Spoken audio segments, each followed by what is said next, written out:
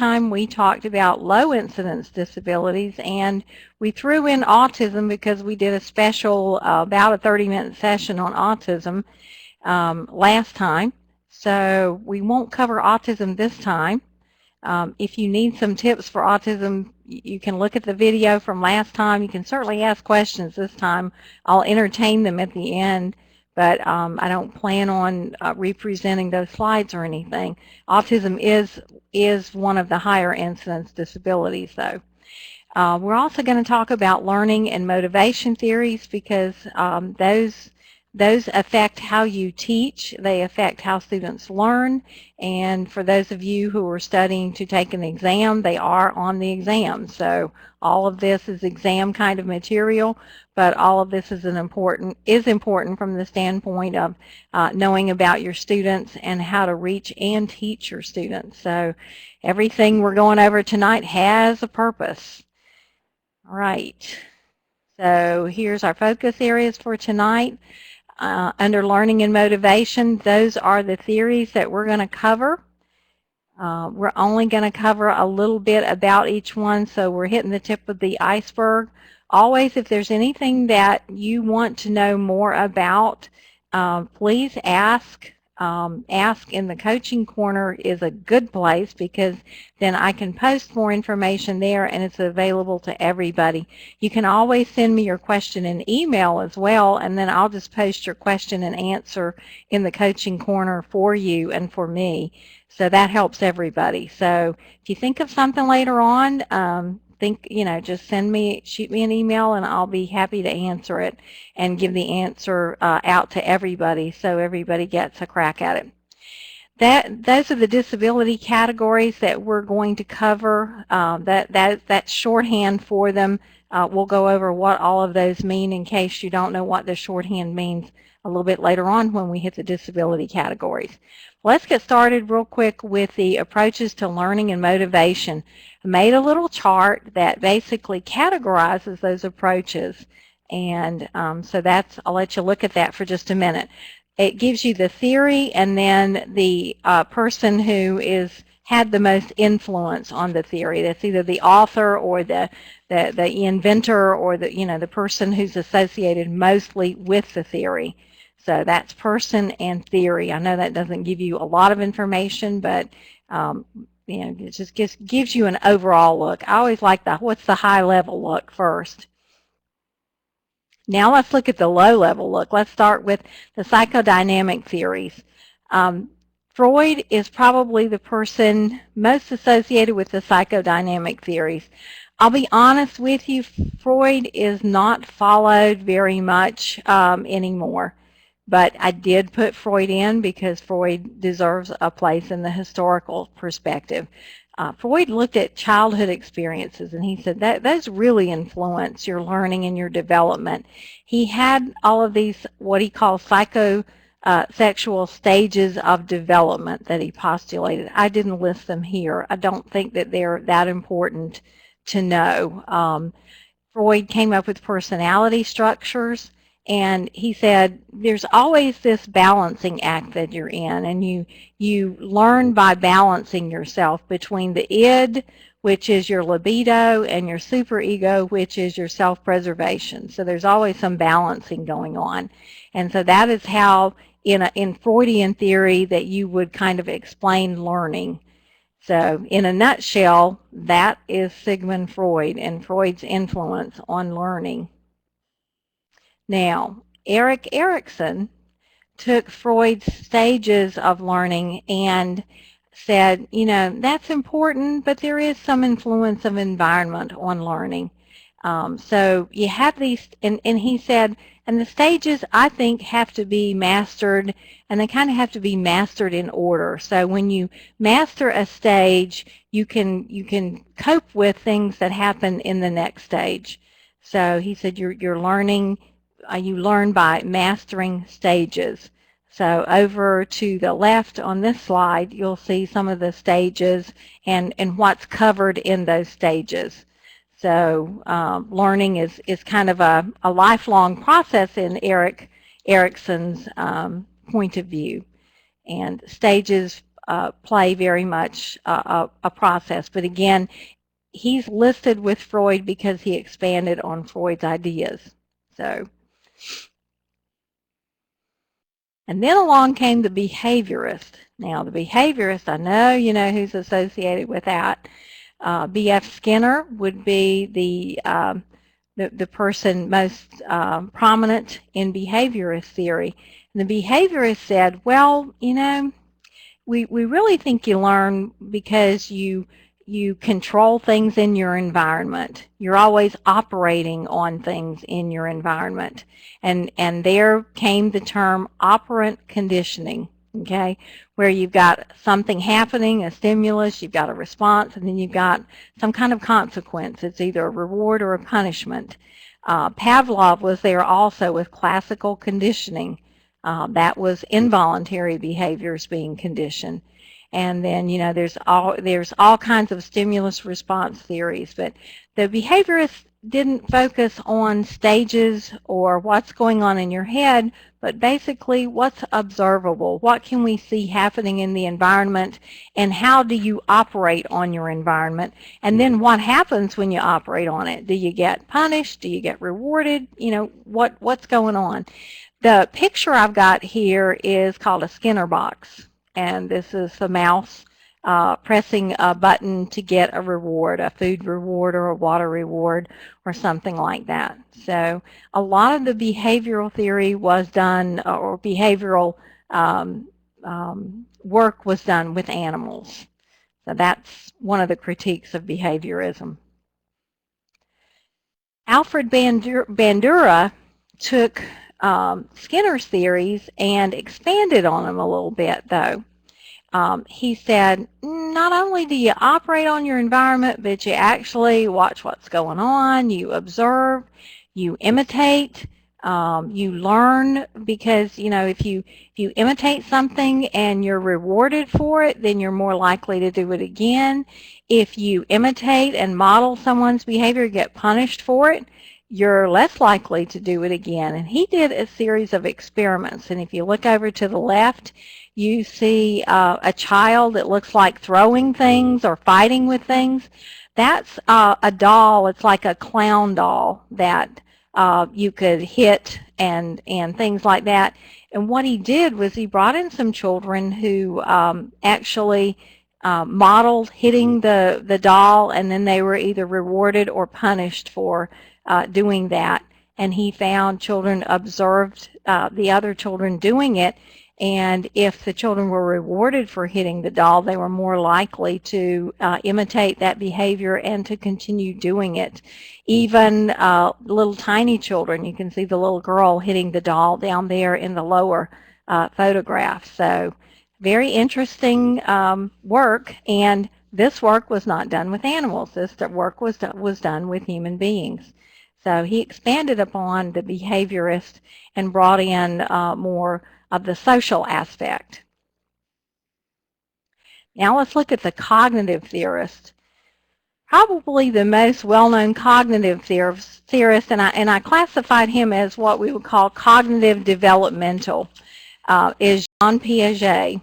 And the reason I put developmental on there is Piaget had stages of learning, and I listed the 4 cognitive stages of learning for Piaget. Piaget obviously is very important and has a very high-ranking place in education because his stages do bear some very true things for education here.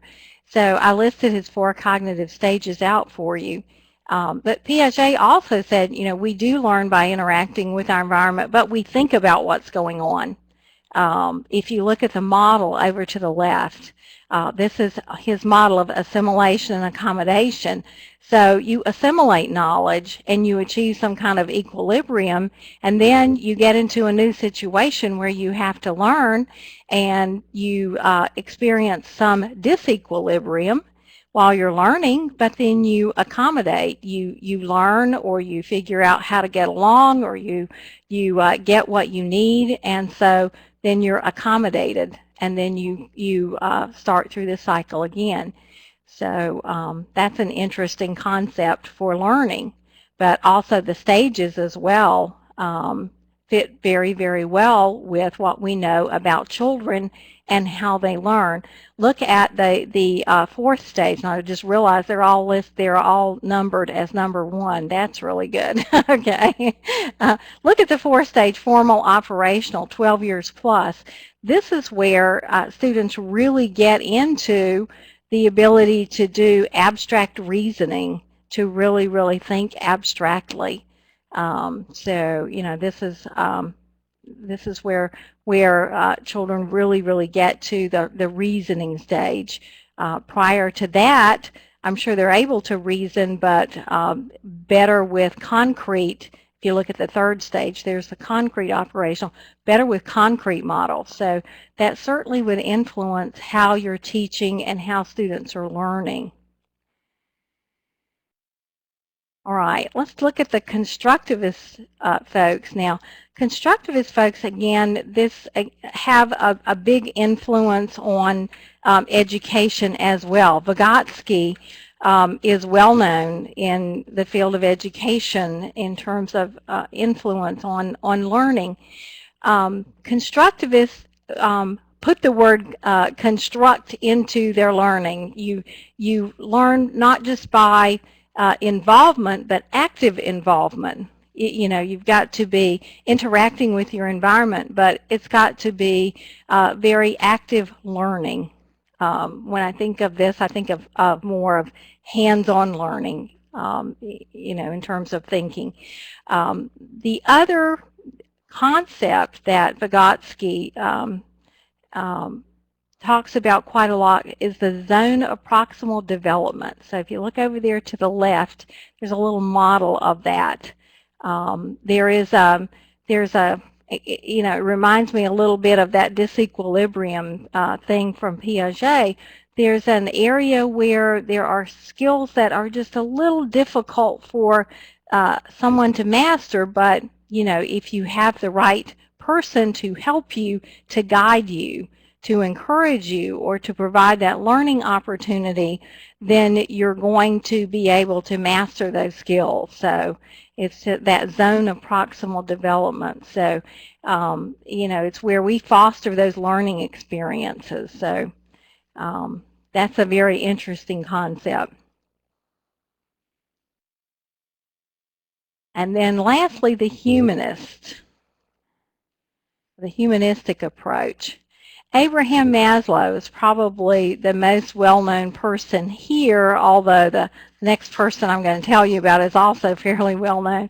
But Maslow, I think, was kind of first out of the gate to talk about what people need and you know, what kinds of needs we have. And he said, you know, we learn and we develop because we want to be a self-actualized person, to be the best person that we can be, to achieve our best potential. So he came up with what he calls a needs hierarchy. So if you look over to the left, there's Maslow's needs hierarchy. Now, the interesting thing about his theory is he said that our basic needs have to be met before we can get to the next level. So in order to learn, your basic needs have to be met. And basic needs are things like, you know, food, water, shelter, comfort, love, you know, things like that. So if your basic needs aren't being met, according to Maslow, you're not going to be able to learn. So, you know, think about that in terms of your students. Do you have any students that come to school hungry or that come to school without sleep? Anybody work with students who are really, really deprived? You know, you wonder, are they learning? You know, can they focus on learning? You know, that sort of thing. I've seen that a little bit and had some very personal experience with that with some students before, where, you know, those types of things that, you know, you just wonder, can the student really, really focus at school when they're hungry, or things are in such a turmoil at home that, you know, can they really do it? Right. The last theory, and I put this person in the humanist category, although I don't, there's probably not a really good category, is theories of multiple intelligences, and this is Howard Gardner's theory. And I know there probably, I believe Gardner has identified more than 8 intelligences at this point. I couldn't find a picture of anything more than 8, so I put on here the picture that I could find, at least of the 8 multiple intelligences that Gardner talks about. But Gardner says, you know, we learn by using our intelligences. As teachers, then we've got to figure out, how is the student learning? What are they using? And, what can we teach to? What's the student using? What's their modalities? So if you look at those multiple intelligences, think of yourself. What are your intelligences? What are your areas? Are you a bodily kinesthetic person? Are you athletic? Do you like movement? Do you like music? Are you verbal? Are you logical? What are your strengths? If someone were to teach to you, what would be your areas? Just curious. How would you categorize yourself?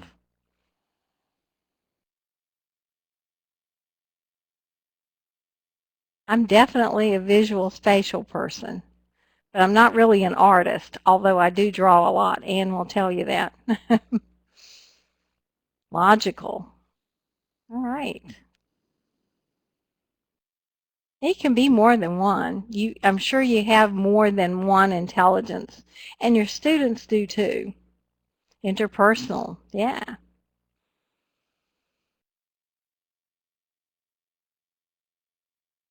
I like the interpersonal, and then there's an intrapersonal.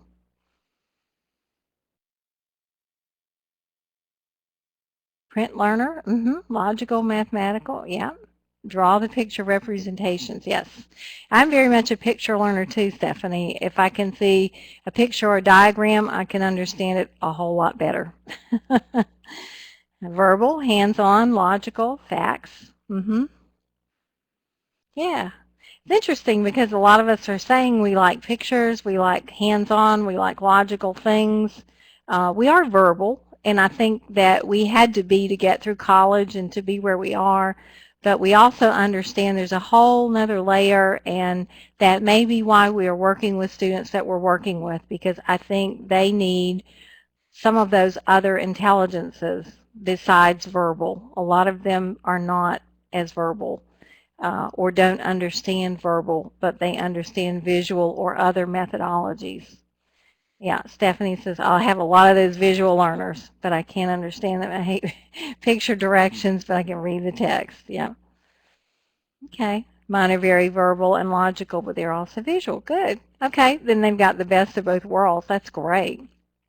All right. So that in a nutshell is a lot of the, oops, let's go back one. A lot of the learning theory. So I found a little video that goes over some of the major ones like cognitive constructivism, behaviorism, and humanism, some of the areas. And so what I want to do, it's about a 3-minute video, is let's watch the video and just kind of listen in for some major, it'll go over some major points of each of the theories. And then at the conclusion of the video, let's talk about, how would you teach, these teachers are talking about how to teach spelling, okay? And they're each taking a viewpoint. But so at the conclusion, think about how you would do it, either spelling or some other topic, or, what pieces of the theories would you subscribe to? I certainly don't necessarily think that one theory, one size fits all, one theory explains everything. But, what do you like about the theories? What pieces do you like about them? What pieces do you think explains learning? Now, I will warn you that the sound on this video is a little low, so you may want to turn up your speakers. So I'm going to stop sharing my screen here and go open the video. So bear with me just a second. And let's see. I think it's this one.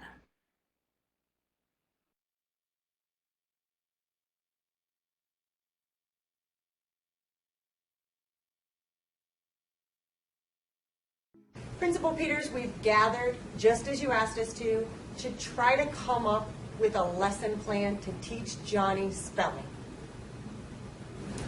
And in all my years as a behaviorist, my suggestion is that we use drills. I think they are the best way to teach children spelling.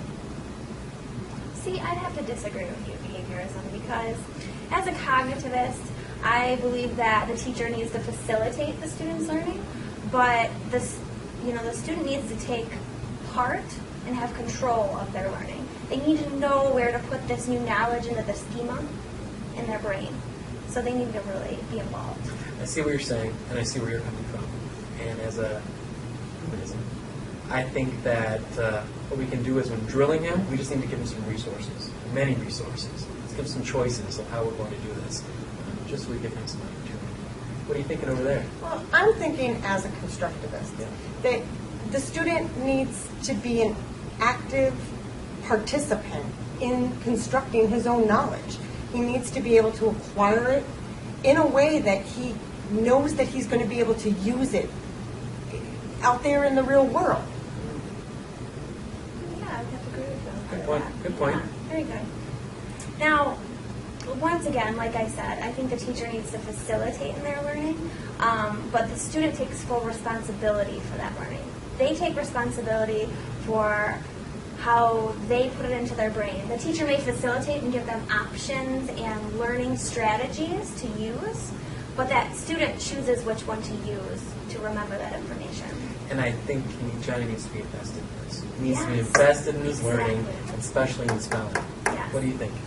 I absolutely agree Yeah. with that. I think that there needs to be a very close personal relationship with Johnny so that I can figure out his zone of proximal development and I can take him right to the edge of where that is and I can teach him everything he needs to know. Now, I disagree, because truly, we are all just empty vessels waiting to be filled with all kinds of information. And in addition to that, we have responsibilities as teachers, and responsibility to our states and the parents to make sure that we satisfy the GLICs.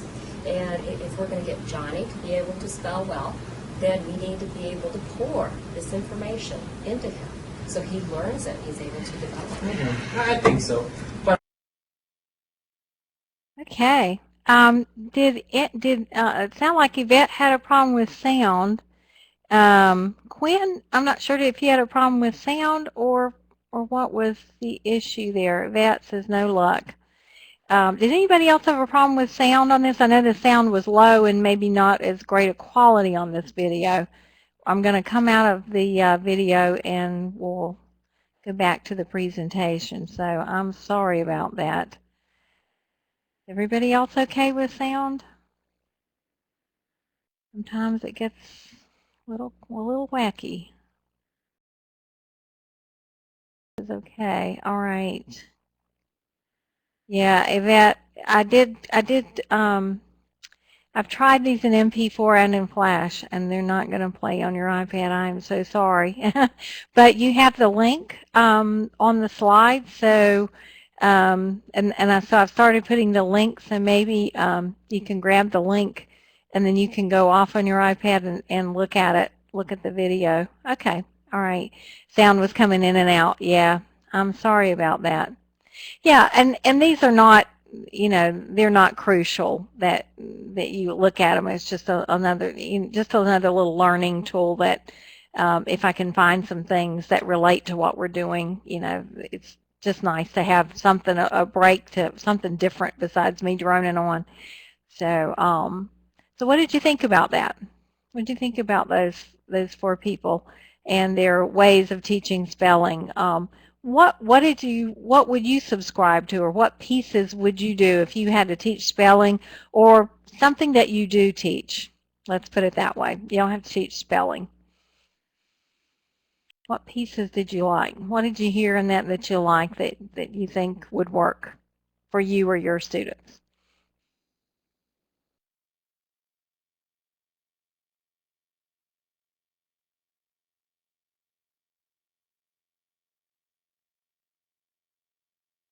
I like the concept of the brain as an empty container. I thought that was kind of entertaining. I'm thinking, oh, if they're that empty, we're really in trouble. Yeah, the visual is important with spelling. Yeah, that's good. Yeah, right. Uh-huh. But the students got to take ownership. Good. Yes. Good. Yes, they do. That concept of active involvement has to be there with along with them as well. Stephanie said, like cognitive statement that student needs to take charge of their learning. Yep. Constructivism, students will use their learning in real life. Why is it important? I'm kind of known for asking that because if I don't see the importance of something, I'm just not going to memorize it. I might learn something about it, but it's not going to really stick unless I really think it's something really, really important. Yeah. All right. We have some good takeaway from that. Yeah. Very good. I got a couple other folks typing. Behaviorism. Students will learn for rewards. Yep. I think we're all kind of reward driven, even if it's just somebody patting you on the back saying you did a good job. Yeah. The real life statement. Yep. Because I teach English as a second language. Yeah. Good. Right. Okay. Keep typing. I'm going to scoot on to the next slide. Good thoughts? We're going to talk about disability data now. Actually, the slide is titled Disability Data, and the chart actually didn't come through. There's some charts that this tool will not read. But I have this as a chart for us that we can look at. Okay. All right. A couple more comments. Victor says, I try to give my students tools for life. Yes. That is very, very important. And so the constructivism, what is, how is this applicable to life? What is the meaning of this? How will this affect my life would be very important. And Stephanie says, I keep a folder in my email for pat on the back email. Yeah, good, right. That you can read after a rough day. That's very good. Sometimes we need that.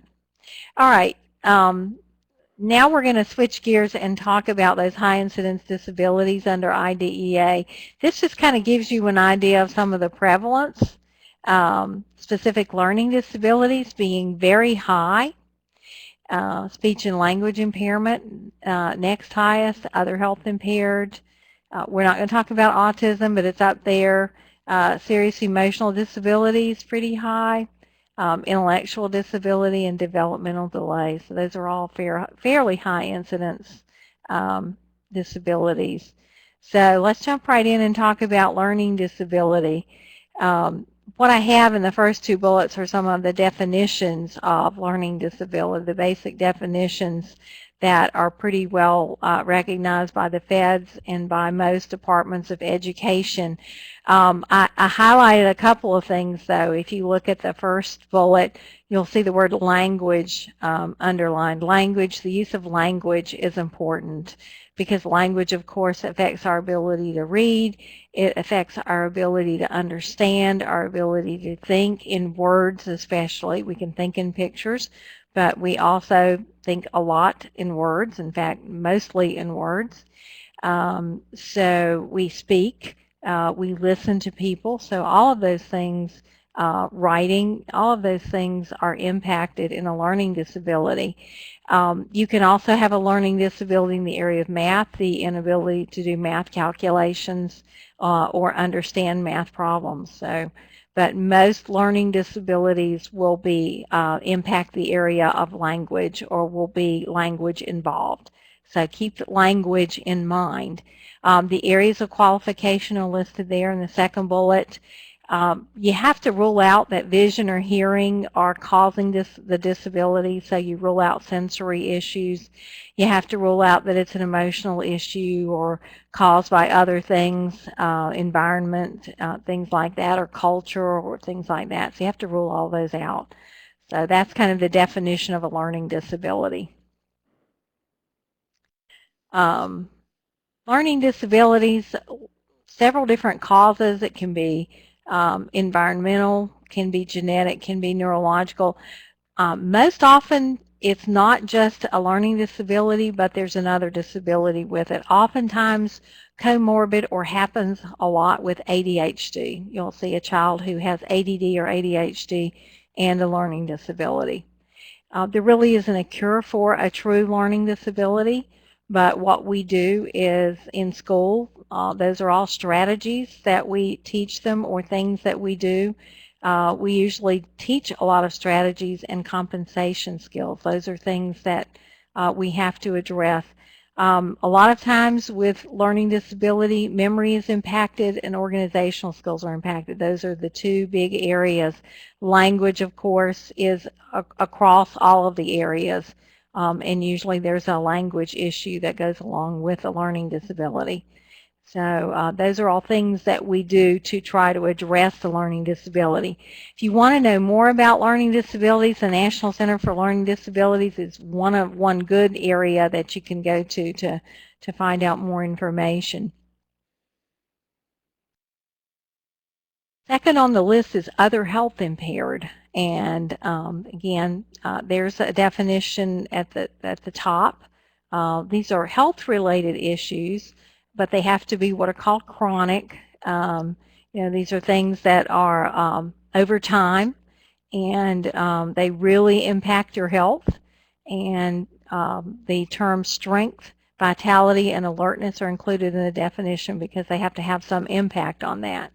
And then the second bullet lists some of the very common health conditions you will see under other health impaired, ADHD being probably the most common. So it's very common to see students who are ADHD being diagnosed as other health impaired. Unless they have the learning disability to go along with it, then of course they can be diagnosed in that area. The interesting thing, if you look at the picture I have on here, this is age 7. This is a student who has ADHD and a student who does not. This is their brain development. This video on YouTube, you might want to jot this down because this is a really neat video, and I wish I could embed it right here on the slide, but I can't do that, unfortunately, not with this tool.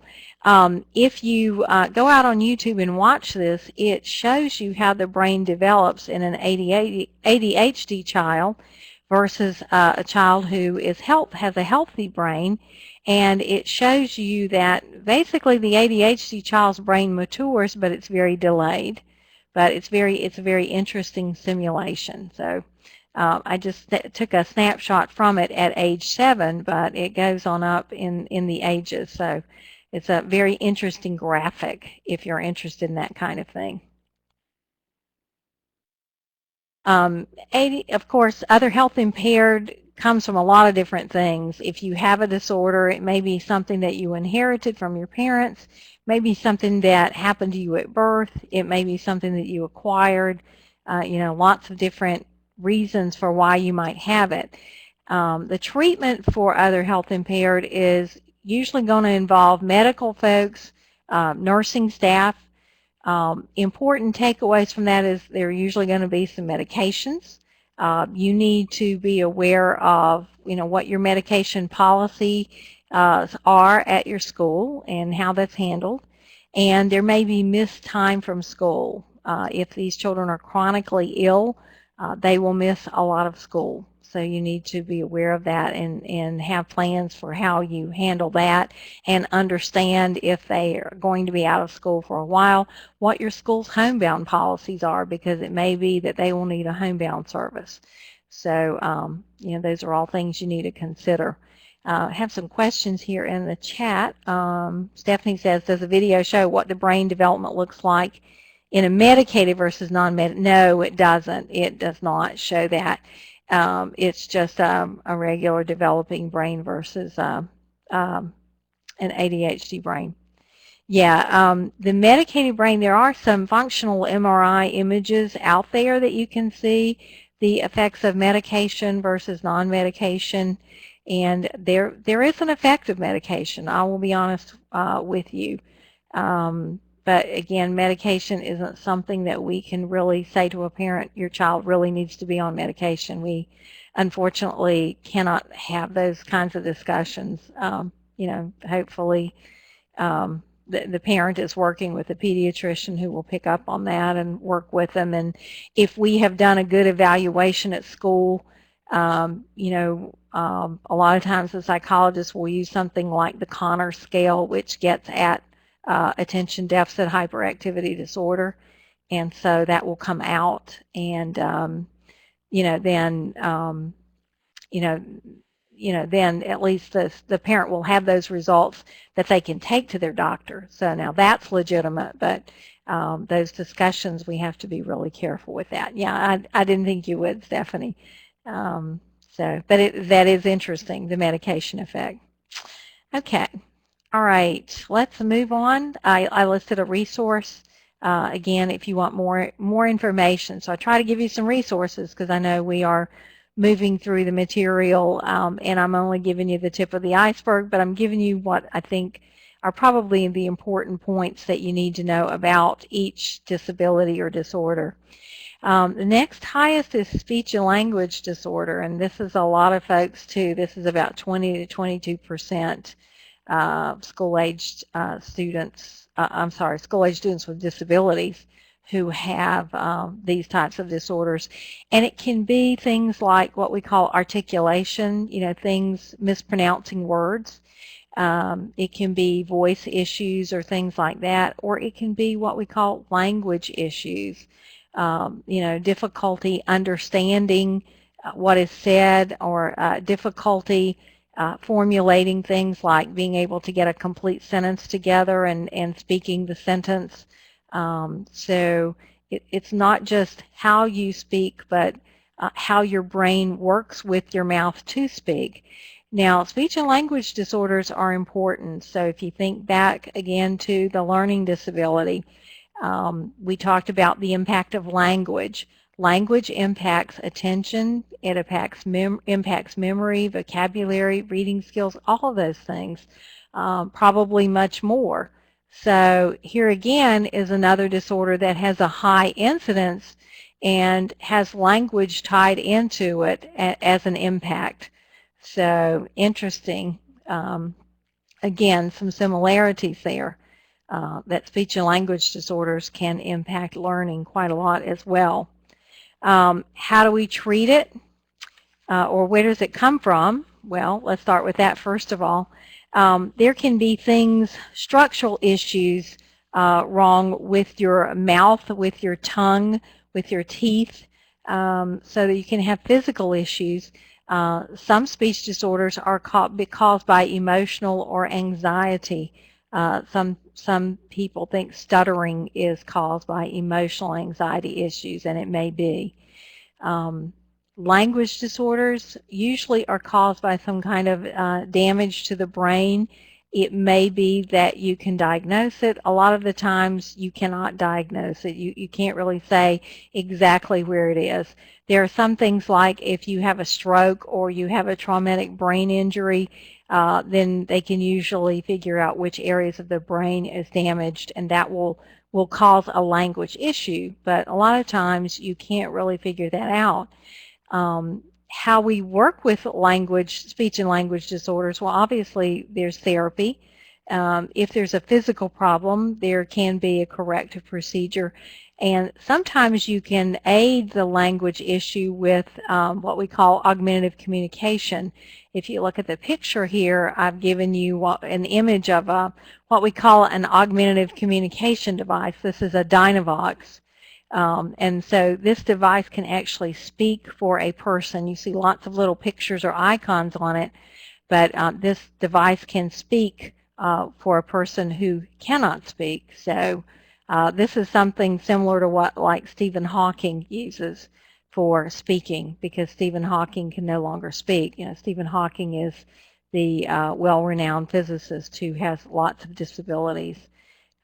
So that's how we can treat it. I see a note here from Stephanie. I asked because I watched Daniel Amen, yes, heard of him, talk about how psychiatrists are the only doctors who treat an organ in the body, the brain, that they don't look at. It was interesting information. Oh, okay, that's a TEDx Talks. Very good. Yeah, interesting. All right, thank you for sharing. I would like to see that. So maybe when this is over, I can roll back the chat room and get your link there, or you can send it to me by email. That'd be great. Okay. Right. Okay. Let's stop. I've got another quick video. Hopefully the sound will be good on this one. Yvette, I'm sorry. But if you want to go ahead and grab this link real quick, it's on YouTube. And it's watch question mark V equals F7. O is in Oscar. L is in Larry. X, capital L, 9, I, U, E, L. Grab it, then maybe you can watch. And again, if you can't see it now, you can see it later. This one is a very interesting video because, we've been talking about issues with language disorders, learning disabilities, and in the impact of other health impaired students who usually have other disabilities like may have other disabilities like a learning disability, especially if you have ADHD. Oh, okay, you may have seen it in Reading Foundations. Spelling, organization, behavior. So all of these things are brought out in this video. So just watch this video and tell me what your takeaway point is. So hang on, I'm going to stop sharing my screen and bring up this video. I thought it was really neat.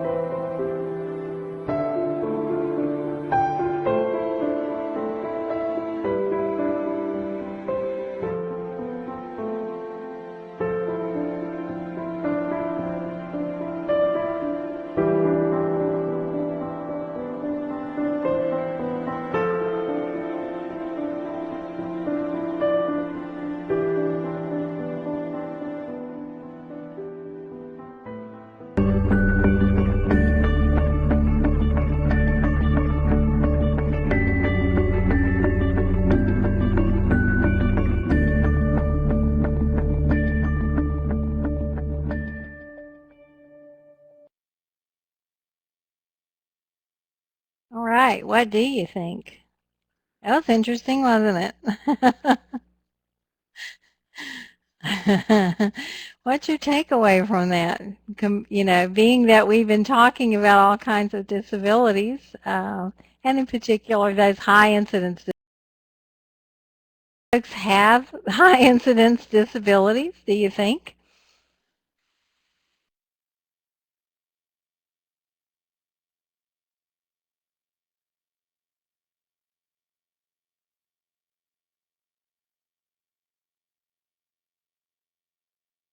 And I'm sorry if this is something that you did see before.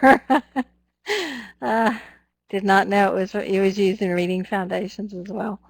It's a good video though. Yeah. Yeah. I thought it was pretty excellent too. Okay. You shouldn't count out students that just need extra push and help. Absolutely, yeah. Yeah. And one of your students may have dyslexia, yeah. Good, yeah. I thought it was interesting what Tom Cruise said about how he could read and get down to the bottom of the page and then not know what he had read. He didn't know about what he had read. Um, yeah, they have disabilities that can overcome them, yes. I also thought it was interesting that General Patton could not functionally read or write. Um, that is very interesting. He was, and Thomas Edison, he's too stupid to learn. That was quite shocking. Yeah, most students do need motivation. They do need a little push. Yeah, yeah, absolutely. Um, what we may perceive as lack of effort may actually be a learning disability or a hidden disability, or that it can also mean that the student learns a different way. We were talking about multiple intelligences and how we like to learn, and sometimes we like to learn in different ways. So do our students. So I think sometimes, we have to be the innovators to try different things, to not give up on them, to figure out how they're learning. So, yeah, and Stephanie says it's inspirational how successful these people are or were despite their deficits. Yeah, think of Winston Churchill. He failed and he kept taking the same classes over and over, and then he's the Prime Minister of Great Britain. He was very successful. Yeah. So you can be successful given the right conditions and right teachers, and people who don't give up on you, and people who realize, yes, that you learn differently. Very good. All right. Okay. All right. Well, I'm glad you guys enjoyed that. It looks like that we did get some good out of it, even though it's been shown a little bit. Yeah, I like your statement, Quinn. We should meet students where they are and see where they're most comfortable and then build on that, then challenge them. I do like the challenge piece because I do feel like sometimes people want to either feel sorry for exceptional students or think that because they're exceptional, there's only so much that they can do, but that's not true, as we know. So, okay, another comment from Marcia Rika. Think students have to use different strategies to help them, yes, learn on their level. Absolutely. And sometimes it's up to us to figure out what the strategies are because they don't know, or they may be using the wrong strategies. So, all right, we're going to move on because we need to finish up here so we can get you guys ready for tomorrow. It's Friday. Yay. All right. Behavioral emotional disability is another one of the high incidence ones, and this is one that, again, I'm sure some of you either deal with directly or you have a student or two that you deal with that have these particular issues. But this is the definition. If you look in the definition, you'll see inappropriate behaviors, you'll see unhappiness, depression, you'll see fears, physical symptoms, being unable to relate to others, you can't learn and you don't have a learning disability, you don't have ADHD, there's nothing else wrong with you. There's something going on. And I picked this picture because this fellow looks very sad. And a lot of our behavioral students who have these disabilities look this way. So that's kind of the definition of this disorder. Now, where does it come from? It can be genetic. If you have a disorder like depression, bipolar disorder, or schizophrenia, there is a high rate of what we call heritability if you have a parent who has that, or a very close relative. There is a high level of inheritability for those disorders. Doesn't mean you will have it, but if you do, then and you have a first-line relative that has it, there you are. You have it, but of course it can be treated. Sometimes kids differ in their temperament, but a lot of environmental factors come into play with these disorders. If you look at that list of environmental factors, I'm sure you can see some of the students that you work with who have some of those issues, probably more than one. So when you have all of those things going on, all of those things add up. Treatment, therapy obviously helps. Mental health helps. I'm sure our schools don't have that or don't have enough of it. And it's hard to come by in some states, I'll just be honest. Medications help. If we have social skills programs in place, things like positive behavioral support, all of those things help.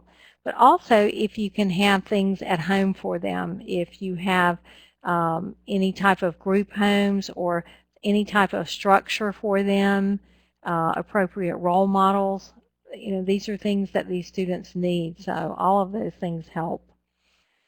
And Stephanie says high expectations, so does Yvette. Yes, enough that they can see themselves achieving. Absolutely. Okay. I do have a quick video there. What I would suggest we do is let's look at the last couple slides. I only have a few, and then we'll flip back to the video. Intellectual disability. These are students who have what we used to call in the old days, and I'll say in the old days before we stopped the word retardation. It would be called retardation, but we now call it intellectual disability. And these are students who may have Down syndrome or other brain deficits. Lack of oxygen to the brain at birth usually causes an intellectual deficit. They'll also have adaptive behavior delays. They'll be behind in communication skills and social skills, daily living skills, and of course academic delays. All of that will affect their ability to reason and things of that sort. Doesn't mean they can't be productive citizens, as you saw in that picture. A lot of students with Down syndromes do grow up to lead lives, live in group homes, and are employable persons. So genetics come into play in that disorder. There are some genetics. Environmental issues can be come into play, and then oxygen deprivation, those types of things. Early intervention and good academic instruction and good transition are what help these students. And let's see. Stephanie said, mostly students with mild ID have difficulty setting future goals or seeing themselves succeeding. Oh, but they can. Okay. Yeah, every day you will go to the next grade, you'll make it. It seems they have lost hope. Oh, that's sad. They need to keep their hope up. Developmental delay. These are young children. This is preschool, what is called birth to 3, IDEA Part C, ages 3 to 9, and those are the delays that they have to have, delays in one or more of those areas. Of course, there are lots of issues that can happen, birth issues or environmental issues to cause a delay. and treatment, certainly therapies, but also good enrichment preschool experiences. Medication I put as a question mark.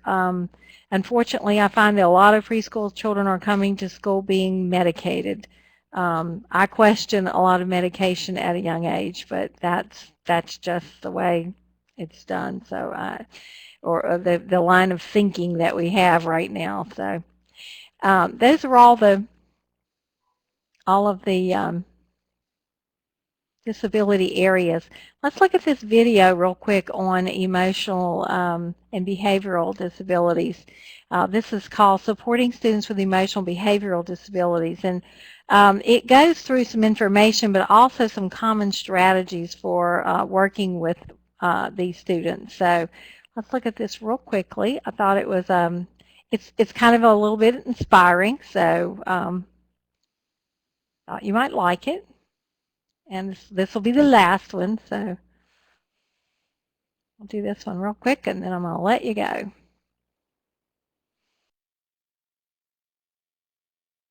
Hopefully this will make your evening.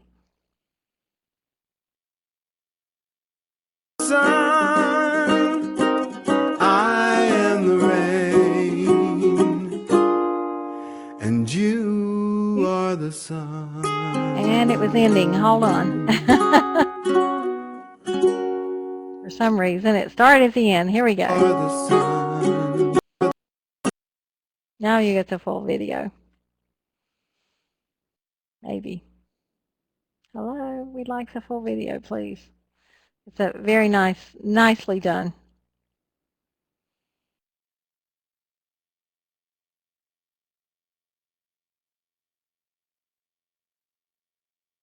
It is not playing. Hooey. Let's try again. Here we go.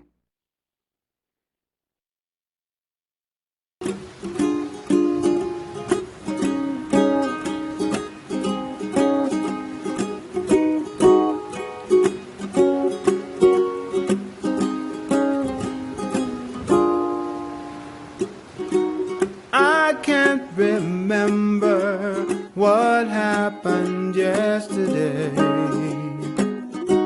Sweet dreams will crumble and hopes can slip away. If we are the question, my answer for today is that I am the rain, you are the sun. I am the rain, you are the sun. I woke up this morning and left your kiss behind. There is a promise that will not fade with time.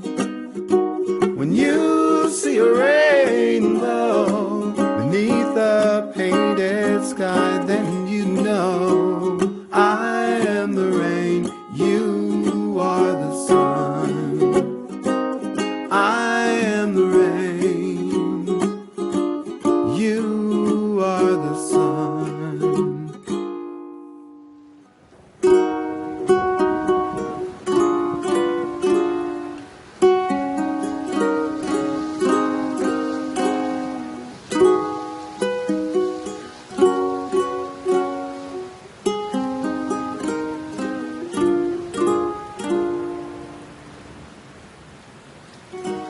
Do you remember that long ago, 1st June?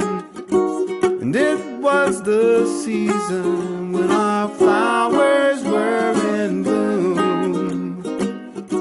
So if there's a reason why I still love you, don't you know I am the rain, you are the sun. I am the rain, you are the sun. I am the rain, you are the sun.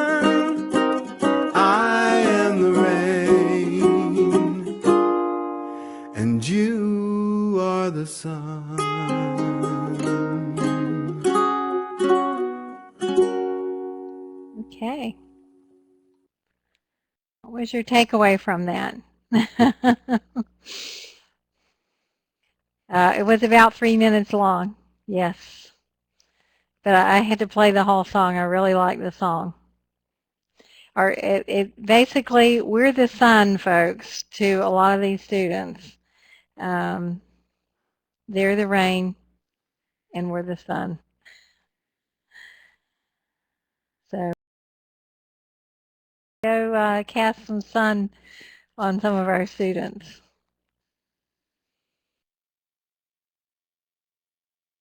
Bringing back the presentation. Yes, we need to be the sun at all times. Thank you, Victor. Yes. Keep that good, positive attitude. I like some of the things that they mentioned. These students do have issues with taking responsibility for their actions, but we can help them with that. We do have to hold them accountable, but we can work with them towards that.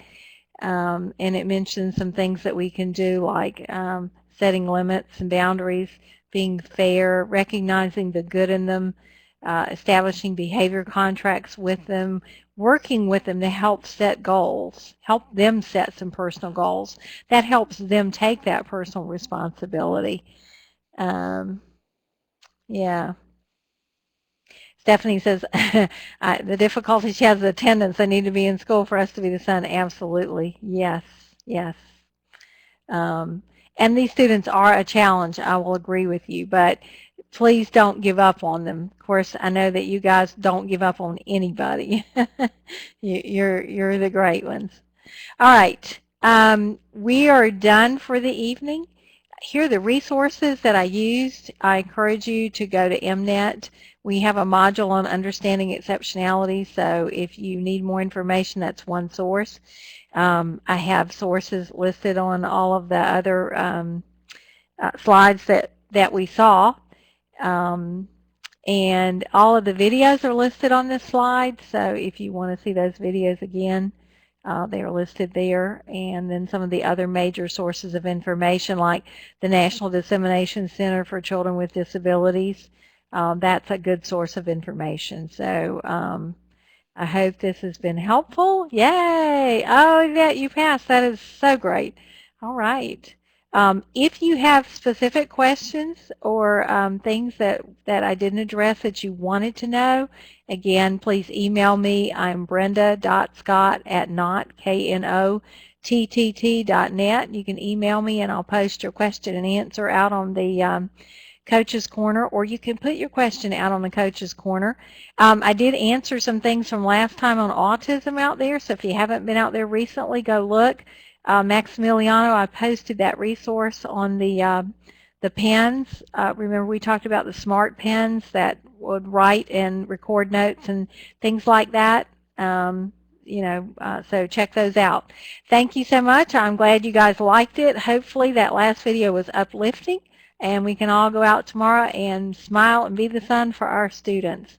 So good night, everybody, and thank you for joining us. You are so welcome. I appreciate everyone coming. Please come again. Our next